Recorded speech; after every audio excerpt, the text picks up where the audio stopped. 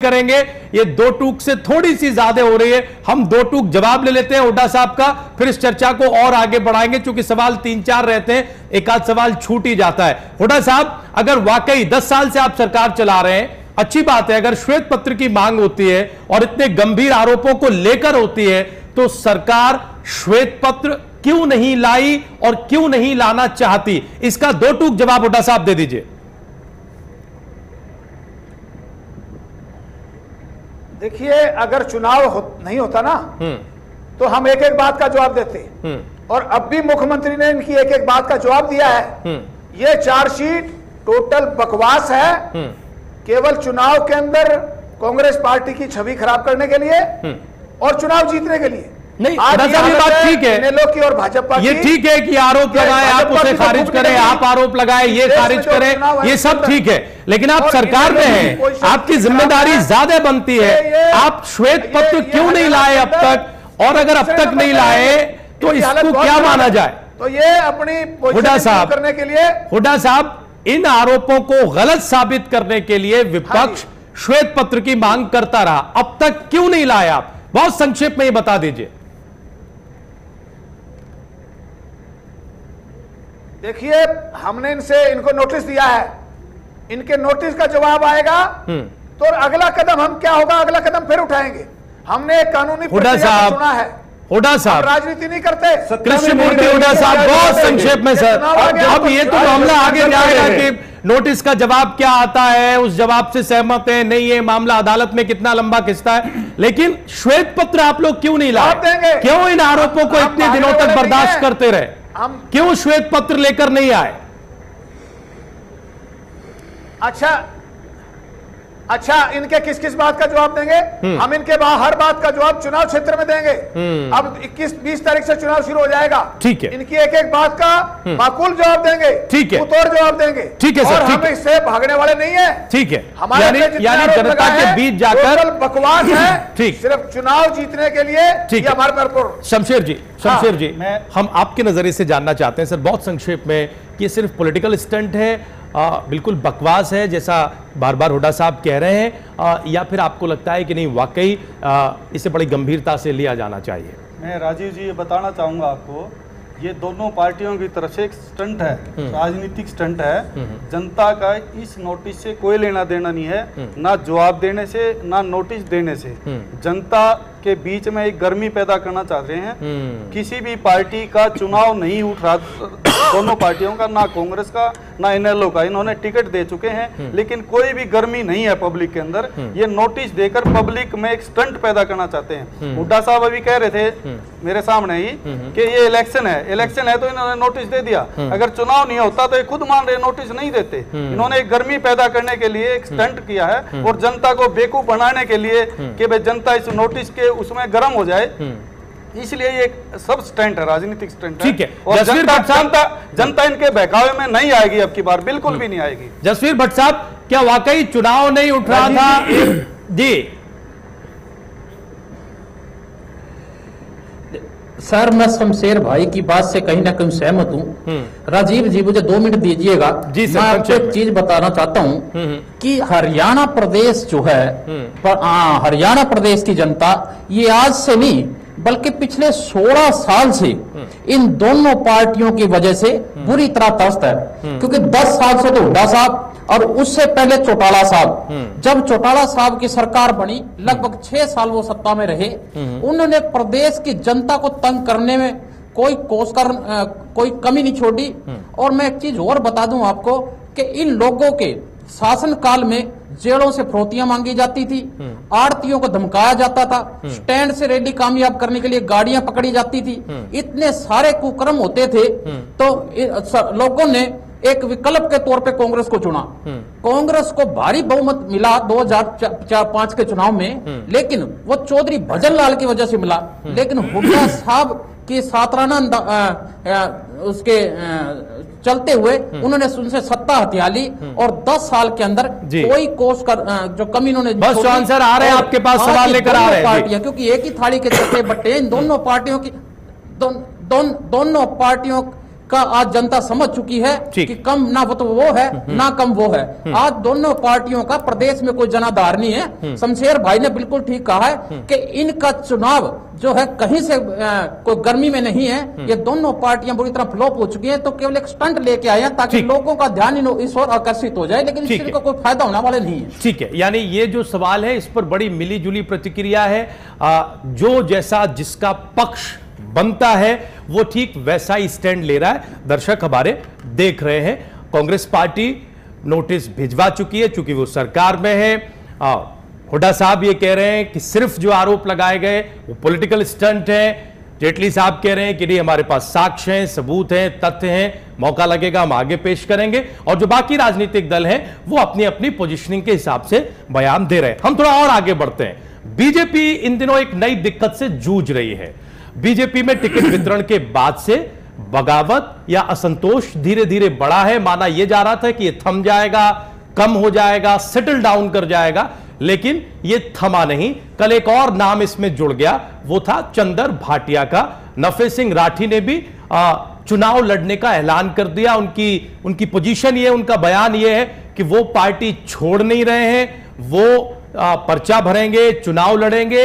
अगर बीजेपी चाहे तो उन्हें पार्टी से निकाल दे। कुल मिलाकर ये 43 सीटों का अभी असर हम देख रहे हैं, 47 आनी बाकी हैं। और अगर ऐसी स्थिति रही तो क्या बीजेपी का कोई खेल बिगड़ सकता है, यह हम समझने की कोशिश करेंगे। डॉक्टर साहब, ये जो स्थिति परिस्थिति है इसे आप किस नजरिए से देखते हैं? हाइप दिया जा रहा है क्योंकि बीजेपी की चर्चा थोड़ी ज्यादा है, इस वजह से ये चीजें ज्यादा दिख रही हैं, या फिर इसे अंडरस्टिमेट नहीं किया जा सकता क्योंकि लोग टिकटों के लिए आए थे, टिकट उन्हें नहीं मिल रही है। बीजेपी ने भी वेलकम इसलिए किया था कि उनका छोटा मोटा जनाधार था, अब वही जनाधार खेल बिगाड़ भी सकता है। कैसे देखते हैं आप इसे? देखिए, हमने तो वो दिन भी देखे हैं जब बीजेपी की कोई टिकट ही नहीं लेता था। ये कृष्णमूर्ति हुड्डा जी भी बैठे, इनको भी पता है इस बात का, क्योंकि ये भी कभी बीजेपी में रहे। तो उन दिनों बीजेपी का आधार नहीं था और बीजेपी के टिकट लेने वाले भी कम थे। ठीक है।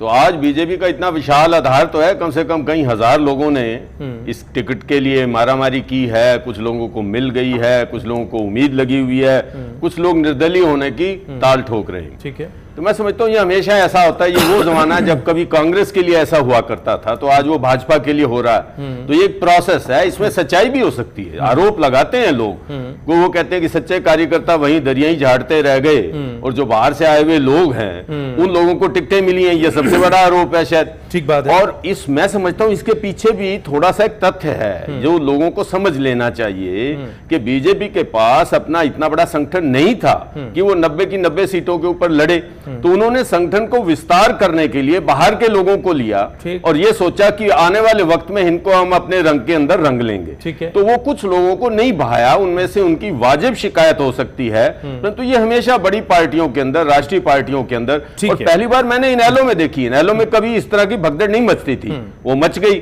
तो मैं समझता हूं लोगों के मिजाज जो हैं वो थोड़े बदल गए हैं। वो ठीक भी हो सकते हैं, गलत भी हो सकते हैं। डॉक्टर साहब, ये प्रोसेस जरूर है, लेकिन इस प्रोसेस में बीजेपी जहां खड़ी है और 43 सीटों के ऐलान के बाद, सूची के बाद जो स्थिति सामने आ रही है, इस प्रोसेस में ये से नुकसान पहुंचाएगी चुनाव में या कोई असर नहीं होगा, ये सब दब जाएगा, क्या रहेगा? हम सिर्फ ये जानना चाहते हैं चुनावी समीकरण के आसपास ये प्रोसेस कहां बैठता है? क्या ऐसा प्रोसेस नुकसान पहुंचा भी जाता है? कई बार नुकसान, बिल्कुल मैं आपसे सहमत हूं, ऐसा पहुंच जाता है। परंतु जहां कंटेस्ट बहुत नजदीकी हो तो कोई भी निर्दलीय उम्मीदवार कुछ 100 वोट लेकर या कुछ 1000 वोट लेकर जीतने वाले का खेल जो है वो बिगाड़ देता है। ये वोट कटवा होते हैं। ऐसा कुछ हो सकता है, मैं इस संभावना से इनकार नहीं कर रहा, परंतु जनता आज के दिन में मीडिया के प्रचार प्रसार से बहुत ज्यादा प्रभावित है। देखिए, मीडिया ने एक प्रश्न उठाया, मैं 1 मिनट आपका लूंगा, उसके बाद आप मेरी बात समझ जाएंगे कि मोदी की जो 100 दिन की जो बात थी उसकी हवा निकल गई। मुझे बताइए कि मोदी का फैक्टर किसने पैदा किया?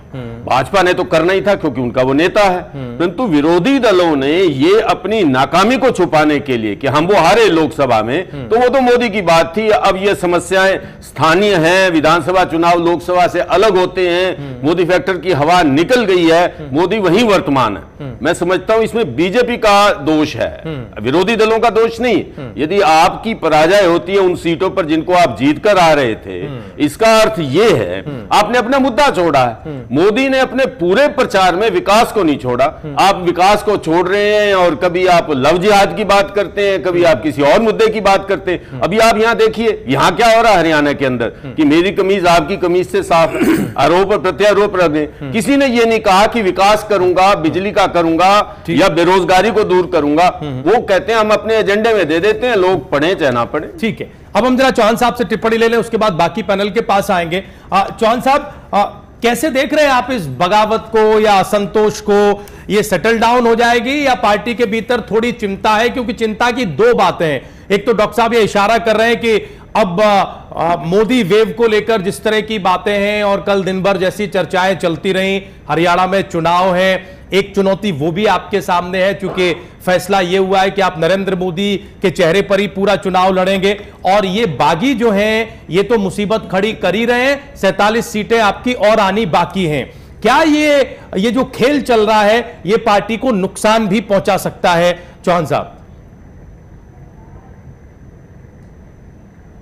देखिए राजीव जी, दो अलग अलग प्रश्न हैं इसमें। एक तो आप जिसको बगावत या बागी कह रहे हैं, भारतीय जनता पार्टी, जैसा कि डॉक्टर साहब ने भी स्वीकार किया, आज भारतीय जनता पार्टी के प्रति हरियाणा के लोगों में जो विश्वास है, हमारा जो परिवार बढ़ रहा है, हमारे प्रति हरियाणा की जनता ने जो आस्था लोकसभा के चुनाव में व्यक्त की है, उससे ये साफ दिख रहा है, तमाम सर्वेक्षणों में भी ये बात आई है कि हम हरियाणा में अगली सरकार बनाने जा रहे हैं। ठीक है, उसके चलते बड़ी संख्या में दूसरे दलों से नेता वो हमारे दरवाजे पर आए। मुझे राजीव जी उत्तर देने दीजिएगा। उनका हमने स्वागत किया, लेकिन किसी को भी हम ये कहकर लाए नहीं थे, किसी को दाखिला नहीं दिया था कि आपको टिकट पक्के तौर पर दी जाएगी। ठीक है, हमको भी मालूम था कि कुछ एक लोग जिनको टिकट नहीं मिल पाएगी, अनेक को नहीं मिल पाएगी, वो जा भी सकते हैं। और मैंने पहले भी ये बात कही थी कि जो पार्टी के आगे बढ़ते कारवां में पार्टी की कार्य संस्कृति के हिसाब से ढलेगा, हमारे साथ चलेगा, वो साथ चले, लेकिन जिसको जाना है उसके लिए भी दरवाजे खुले रहेंगे। अब जनाधार भारतीय जनता पार्टी का देख करके ये लोग आए थे, जो लोग आज जा रहे हैं वो हमारा नुकसान नहीं कर पाएंगे।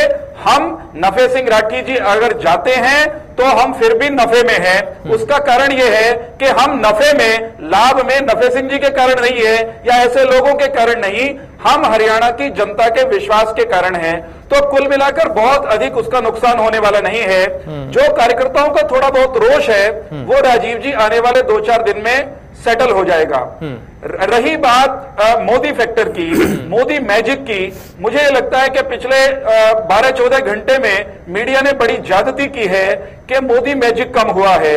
आप जरा चुनाव प्रचार का विश्लेषण करें, जो उपचुनाव हुए उसमें कहीं पर भी स्वयं साक्षात न तो नरेंद्र मोदी जी प्रचार के लिए गए, न अमित शाह जी प्रचार के लिए गए, और वो जो चुनाव थे, उपचुनाव आमतौर पर राज्यों के स्थानीय इश्यूज को होते हैं, वो सरकार न बनाने के लिए होते हैं न गिराने के लिए होते हैं।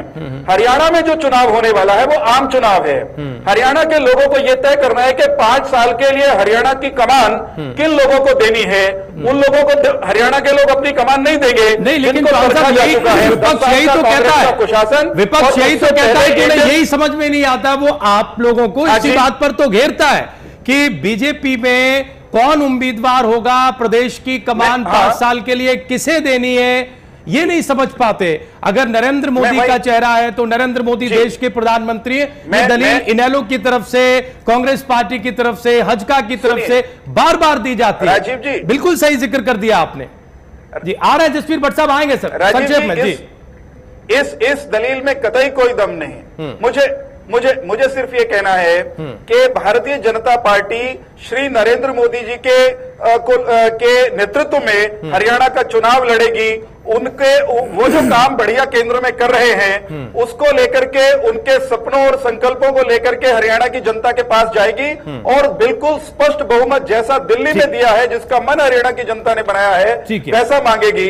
रही बात मुख्यमंत्री तय करने की, तो मुख्यमंत्री हमारे नेतृत्व ने कहा है कि हम जीत कर आएंगे 2/3 बहुमत के साथ, 15 मिनट में मुख्यमंत्री तय कर लेंगे। ठीक है, और कहा कि मीडिया ने थोड़ी सी ज्यादती की है। सवाल है इंडियन नेशनल लोकदल, एक वाक्य एक अंतिम वाक्य कि इंडियन नेशनल लोकदल के पास आज भी मुख्यमंत्री नहीं है। कांग्रेस आज तक ये नहीं कह पाई कांग्रेस ने ये तो कहा कि भूपेंद्र सिंह हुड्डा जी के नेतृत्व में चुनाव लड़ेंगे, लेकिन कांग्रेस ने भी नहीं कहा कि जैसे भजनलाल जी के नेतृत्व में चुनाव लड़के भूपेंद्र सिंह को मुख्यमंत्री बनाया था, वैसा अब की बार भूपेंद्र सिंह के साथ नहीं करेंगे। नेतृत्व है, लेकिन मुख्यमंत्री इन्होंने भी घोषित नहीं किया है। जिनके नेता जवाब लेने दीजिए, कम से कम वो आपकी बात पर जवाब लेने दीजिए। दो तीन बातें आपने कही। आपने कहा कि मीडिया ने थोड़ी 12-14 घंटे में जाप्ती की है। अब मीडिया ने क्या दिखाया है? शायद वही दिखाया जो राजनीतिक दल लगातार कहते रहे। हम अभी भी टिप्पणी ले लेते हैं। जेटली साहब, आप पर एक प्रतिक्रिया भी दे रहे हैं। चौहान साहब, हरियाणा में मोदी मैजिक कहां है? बाई इलेक्शन के जो रिजल्ट हैं उनमें वो दलीलें सही हैं जो चौहान साहब दे रहे थे, या आप भी ये मानते हैं कि जिस बड़े चेहरे का नाम लेकर आप आगे बढ़ रहे थे उस चेहरे को कहीं ना कहीं उन जगहों पर लोगों ने खारिज किया है, दूसरे लोगों को मौका दिया है, और ये जो भगदड़ बची है जिसको लेकर आश्वस्त हैं चौहान साहब, ये कह रहे हैं कि होता है, हमारे दरवाजे खुले थे दोनों तरफ के लिए, आने के लिए भी जाने के लिए भी। जब कोई आता है तो आप वेलकम करते हैं, अपने को मजबूत बताते हैं, ठीक उसी प्रक्रिया में कोई जाता है तो आप कमजोर क्यों नहीं होते? देखिए राजीव जी, पहले मैं चौहान साहब की बात सुन रहा था, मुझे लगता है प्रवक्ता होने के नाते वो बातें यहाँ मंच पर नहीं कर सकते हैं, लेकिन विपक्ष होने के नाते मैं इनकी बातों को शायद मंच पर रख पाऊँ। हमारे माननीय मुख्यमंत्री हरियाणा प्रदेश के, उनके ऊपर अतिरिक्त भार है आज की डेट में। वो 90 नहीं 180 सीटें डिसाइड कर रहे हैं हरियाणा प्रदेश की, क्योंकि उनको 2 राजनीतिक पार्टियों की सीटें डिसाइड करने का मौका भी मिला है। वो ये बता रहे हैं कि किस किस को किस किस राजनीतिक दल से कहां से सीट दी जाए। कम से कम भारतीय जनता पार्टी का ठेका तो उन्होंने ले ही लिया है। ठीक है, मैं आपको ये बताना चाहता हूं, अगर आप इनके कार्यकर्ता और वर्कर से पूछेंगे, एक विधानसभा, एक मिनट चौहान साहब, मैं आप बोलना जरूर, एक विधानसभा क्षेत्र में जाकर आप सर्वे करवा कर देखिए, हर टिकट का बंटवारा इस तरीके से किया जा रहा है कि उसका फायदा कहीं ना कहीं कांग्रेस को ही मिल जाए। आप जाके देखिएगा। आपने अभी एक नाम लिया था कि किसी ने विरोध स्वर अपने उठाए हैं, आपने 4-5 नाम लिए थे। 4-5 लोगों से अगर आप व्यक्तिगत रूप से जाकर पूछे तो वो आपको बताएंगे कि कांग्रेस को जितवाने के लिए ऐसे कैंडिडेट उतारे जा रहे हैं जहां पर, ताकि भारतीय जनता पार्टी वहां से ना जीत पाए। दूसरी बात ये बोलना चाहूंगा, आज भारतीय जनता पार्टी ने मोदी जी के नाम पर जो हरियाणा प्रदेश में लोकतंत्र का गला घोटा है, वो हरियाणा प्रदेश की जनता देख रही है। हरियाणा प्रदेश की जनता इनको जो भी 4-5-10 सीटें देना चाहती थी, ये उसे भी लेना नहीं चाहते हैं। ये चाहते हैं वहां पर भी कांग्रेस आ जाए, और उसकी वजह भी बताऊंगा। इनके ऐसे ऐसे 2 बड़े नेता हैं, 2/3 मौजूदा अध्यक्ष और एक पूर्व अध्यक्ष। 2/3 लेंगे। चौहान साहब आप जरूर जवाब दीजिए, मैं आपके मन की बात ही कह रहा हूं। एक मौजूदा अध्यक्ष और एक पूर्व अध्यक्ष, अगर भारतीय जनता पार्टी मजबूत होती है तो वो कमजोर हो जाते हैं। उनकी मजबूती ही माननीय मुख्यमंत्री से है। वो नहीं चाहते कि यहां पर बीजेपी के दो नेता जो आज के मौजूदा अध्यक्ष और पूर्व अध्यक्ष, वो कभी भी नहीं चाहेंगे कि जो 7-8 सीटें भारतीय जनता पार्टी को मिलनी थी हरियाणा प्रदेश में, जहां कांग्रेस का सफाया हो सकता था, वहां से कांग्रेस का सफाया हो। तो ये एक इनकी आंतरिक जो महत्वाकांक्षाएं हैं इन लोगों की, वो इनकी 7-8 सीटें जो मिलनी थी उनको भी इन्होंने खत्म कर दिया है। ठीक है। रही मोदी मैजिक की बात, चौहान साहब बस आ रहे हैं, बहुत मोदी मैजिक की बात, मोदी मैजिक नहीं है, कोई मैजिक नहीं है। मोदी जी, हरियाणा पूरा देश बदलाव चाहता था, उस देश ने बदलाव दिखाया, मोदी जी प्रधानमंत्री बन गए। मैं बार बार इसी बात को रिपीट करूंगा, मैं कल भी बोल के गया था और परसों भी बोलकर गया था। चौहान साहब, वो मुखौटे कागज के फट चुके हैं, आपके चेहरे नजर आने शुरू हो गए हैं। आपने जो मोदी जी का मुखौटा लगाया था वो मुखौटा फट चुका है अब, और सारे प्रदेश में लगाया वही मुखौटा तो फिर लगाया हुआ है। आप मोदी के चेहरे पर ही तो चुनाव, मैं आपको वही राजीव जी वही बता रहा हूँ, इस देश के बच्चे ने वो मुखौटा लगाया था, सबने उतार के मुखौटा रख दिया। लेकिन ये जो हरियाणा प्रदेश के नेता है वो फटा हुआ मुखौटा पहनकर अभी भी घूम रहे हैं, उसमें से आपका चेहरा बीच में नजर आ रहा है, मोदी जी के सिर्फ कान नजर आ रहे हैं। तो ऐसे आप राजनीति नहीं कर पाएंगे हरियाणा प्रदेश। मुझे राजीव जी बस बहुत संक्षेप में कहिए चौहान साहब प्लीज, बहुत संक्षेप। मुझे सिर्फ इतना कहना है, राजीव जेटली जी ने बहुत संक्षेप में कह रहा हूं कि राजीव जेटली जी जिस तरह की भाषा बोल रहे हैं वो शायद हरियाणा में नहीं रहते, हरियाणा के लोगों को नहीं जानते, और इसीलिए क्योंकि इनको सच दिखाई नहीं देता, इनको हरियाणा की जनता के मन की बात समझ में नहीं आती। ये चश्मा निशान होने के बावजूद, ऐनक का निशान होने के बावजूद जो लोग हरियाणा की जनता के मन को नहीं समझ सकते, हरियाणा की जनता के निर्णय का अपमान कर रहे हैं, उन लोगों को हरियाणा की जनता कतई स्वीकार करने वाली नहीं है। ठीक है, हम हुड्डा साहब के पास जाएं, हम हुड्डा साहब के पास जाएं, क्योंकि हरियाणा की जनता नरेंद्र मोदी जी में आस्था कांग्रेस पार्टी 180 सीटें बांट रही है। हुड्डा साहब से हम टिप्पणी लें, इससे पहले हम शमशेर शर्मा जी के पास आएंगे। शमशेर जी, हरियाणा में बीजेपी के भीतर जो कुछ चल रहा है, आना जाना, ये सिर्फ सामान्य सी घटना है, ये किसी भी राजनीतिक दल में हो सकता है, या फिर ये थोड़ी सामान्य से ज्यादा है, इसका खामियाजा भुगतना पड़ सकता है, चुनावी समीकरण कुछ गड़बड़ा सकते हैं? देखिएगा, हरियाणा में बीजेपी ने एक इतना बड़ा गंदा माहौल बना दिया है जिसका खामियाजा जनता ने भुगतना पड़ेगा और इनको भुगताएगी जनता।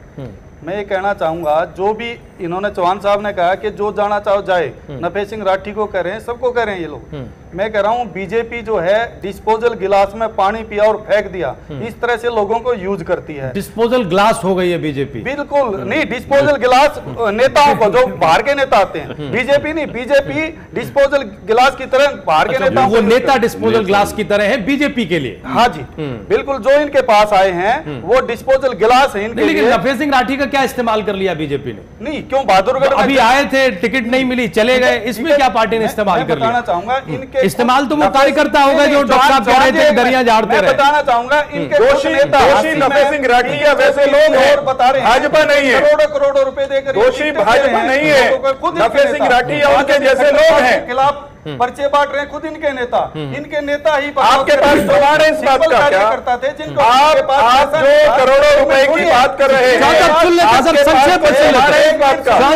आप इतने गंभीर आरोप लगा रहे हैं, मैं ये कह रहा हूँ चौहान साहब सुन लेते हैं प्लीज जी, संक्षेप में खत्म। बीजेपी के जो कार्यकर्ताओं के पास पैसे नहीं थे उनको टिकटें नहीं दी गई, जो बाहर से कांग्रेस के लोग वहां पर आए जिन्होंने पैसा कमा रखा था उन लोगों को टिकटें दी गई हैं। वहां पर खुद इनके लोग कहते हैं, पीके चौधरी ने बहुत बड़ा इल्जाम लगाया है कि करोड़ों करोड़ों रुपए देकर रामविलास जी ने टिकटें बांटी हैं, तो ये बिल्कुल इनके नेता कह रहे हैं। दूसरा मैं ये कहना चाहूंगा, एक मिनट संक्षेप, हाँ, मैं ये कहना चाहूंगा बीजेपी का जनता इतना बुरा हाल करेगी कि आप लोगों के ऊपर भी ये लांछन लगा रहे हैं कि मीडिया वाले हमारे खिलाफ ये कर रहे हैं। मीडिया बिल्कुल थोड़ी सी जाति हो गई, कोई बड़ा आरोप उन्होंने नहीं लगाया, और दूसरा वो जाति क्यों हुई वो हमने सुनना है चौहान साहब को।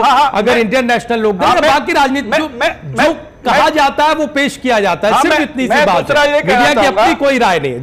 आज सबसे अच्छी छवि का अगर मुख्यमंत्री का नेता है तो चौधरी कुलदीप बिश्नोई जी है, बाकी सबके ऊपर इल्जाम लग रहे हैं। ठीक है, चलता हूं, हम आएंगे आपके पास, लेकिन हुड्डा साहब है हमारे साथ और बहुत देर से सुन रहे हैं। शमशेर जी, हम आएंगे अगले राउंड में आपके पास।